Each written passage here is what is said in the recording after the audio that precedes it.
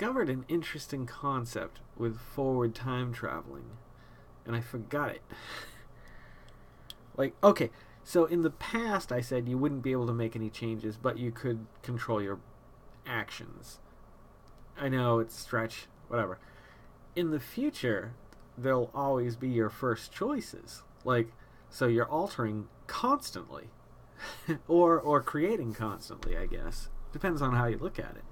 Um, Obviously, I would just relive my whole life again, like, or from the moment like that I adopted these said powers. We're gonna say it's like right now because it would make sense because then I could go back and now I can go forward.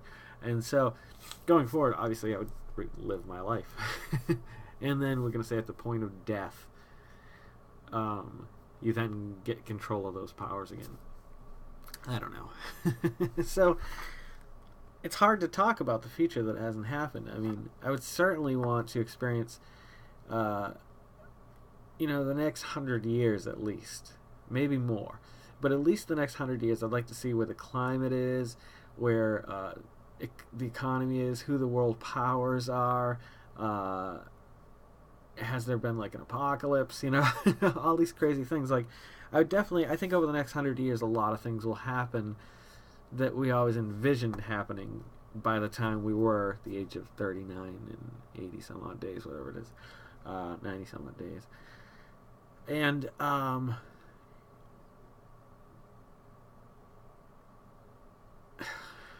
future, it's a tough one. So yeah, the first 100 years I'd probably just stick around, maybe 150 years, to experience everything that will or won't happen, just to see, wow, they were right, oh, they were wrong. You know what I mean? And then from there, I guess I'd start doing that opposite end leap. Like, maybe it'd be small at first, probably like 50 years here, 100 years, until you started seeing those big leaps in technology. Like, the last 100 years have been pretty amazing to experience. Like, if this was my dying day and I grew up over the last 100 years, like, I mean, think of all the things. Like, right now it is the year 2014, so we're going back to 1914. 1914, that's 100 years ago. Like,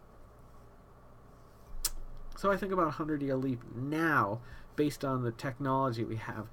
I imagine the robots will have uprisen if the zombies haven't at that point. Because you're like, okay, our technology can't be pushed much further. Like, we can't get any lazier. Because right now, I mean, I think about the conveniences of, like, originally there were the beepers were the first thing that came out.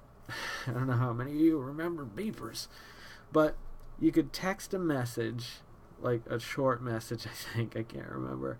And that's where a lot of these abbreviations and stuff came from. A lot of people are using LOL and RO, whatever, kiss my ass. And all these because of beepers. That's right. I'm calling you out. We were the beeper generation, my friends. And so we would communicate that way. Then all of a sudden phones came out that you could travel with. I don't think texting was a part of it at first, but just being able to be in your car, driving, talking on the phone, and God forbid you break down or something like that. So think about, cell phones 100 years from now. I mean, will there even really be a phone at that point? Well, I think, wearable glasses and stuff like that, like, if people can get used to them, even a monocle or something, and just get rid of the other eyeglass, I don't know, like, the technology's got a long way to go. I don't think you could just pull it off now. I think in 100 years, though, I mean, maybe there's a little projector right here. Who knows?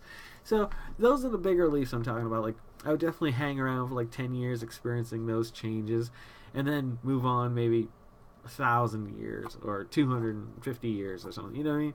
Like, I can't tell you what I would see because who knows? But I think we can both, all of us, I should say, two of us, could definitely envision our own interpretations of 100 years from now. Now, when you start talking 1,000 years, I think that's a little more difficult. Like, I can't even begin to imagine where life will be in 1,000 years, like on Earth. If there is life on Earth at that point, you never know what could happen. So, moving forward, like, I think after the first 1,000-year leap, like, then shit would just start changing rapidly. Like, because some discoveries at some point over the next 100 years or so, like, we are going to learn a new form of propulsion that can move us through space at rapid speed and navigate us around anything that we would get hit by or whatever. But I do think that's at least 100 years off. Like, I don't think we are going to just come up with that overnight. Like, there's a lot of stuff here on Earth that we're not using that we should be, like renewable resources and you know, just stop being such wasteful people. Yeah, that'd be a nice change to see. But yeah. So I mean, that's about as far out as I can take it. I can't even begin to imagine, like, unless there's an end to our universe. Like, if there's a day that it ends, oh, then I could experience both ends of the spectrum. How did the world begin, or the universe begin? How did it end? Maybe it was a game of checkers. Who knows? It's always a bigger fish. Qui-Gon Jinn said it, and he's right. There's always a bigger fish. I hope you've liked the past and the present, and now the future, here on the road to 40. That's right. We've just experienced the future together. Yeah, time travel would be fun, wouldn't it? I don't know. Be a nice power.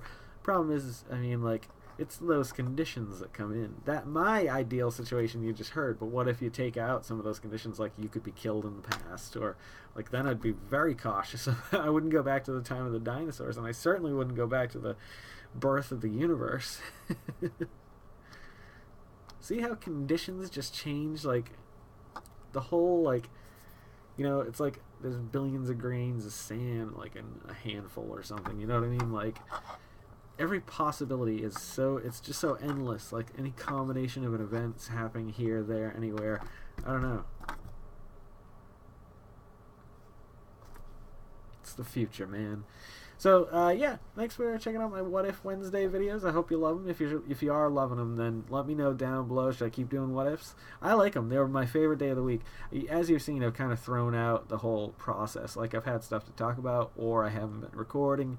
So I mean, tomorrow's Throwback Thursday. If I can think of a good throwback story, I will definitely tell it. I think I might have one.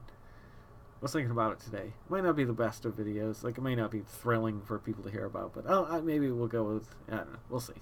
So, have a great night, guys. Thanks for watching Back and Forward. My quest for the future and past. The master of the past and the present. Who is that? I'll tell you in the next video if you don't know. He's awesome. Alright, have a great night. Thanks for coming back, guys. And I'll see you next time on the road to 40.